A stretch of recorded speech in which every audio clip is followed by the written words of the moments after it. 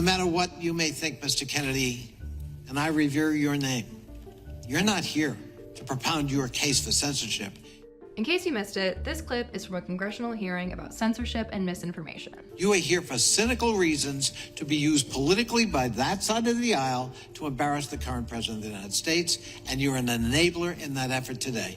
On July 20th, Republicans invited Democrat Robert F. Kennedy Jr., presidential candidate and nephew of JFK, to testify about censorship.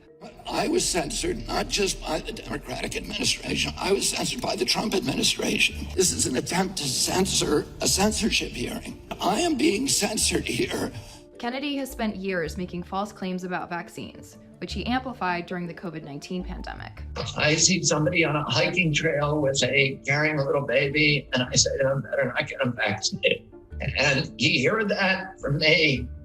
If he hears it from 10 other people, maybe he won't do it. Maybe he will save that child. Social media platforms have removed some of his misinformation or banned his accounts entirely for violating policies on discussing vaccines. Kennedy has also made some pretty inflammatory statements comparing COVID-19 health policies to Nazi Germany. They're going to have the right to compel unwanted medical interventions on us. The Nazis did that in the camps in World War II. They tested vaccines on and Jews.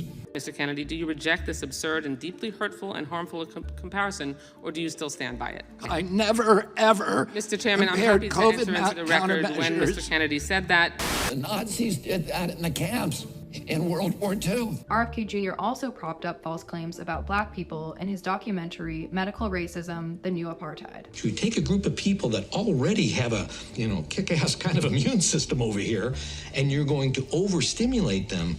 What do you think is going to happen?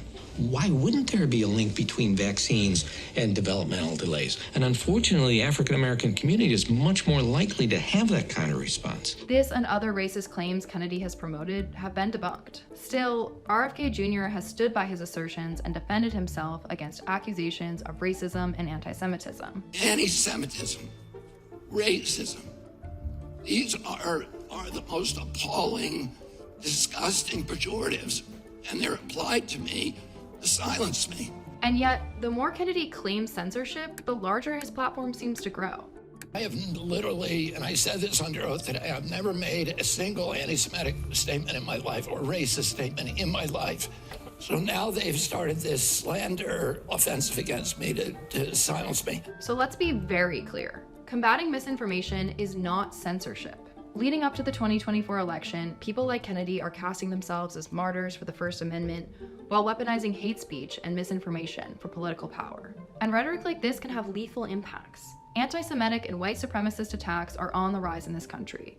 The Anti-Defamation League found that anti-Semitic incidents in the US rose by more than 36% from 2021 to 2022. So is Kennedy really defending free speech, or is he weaponizing it? Despite his past claim, the government is headed toward a reality where they'll be able to criminalize thoughts. Thoughts are still legal, and you get to have your own about Robert F. Kennedy Jr. and what he stands for.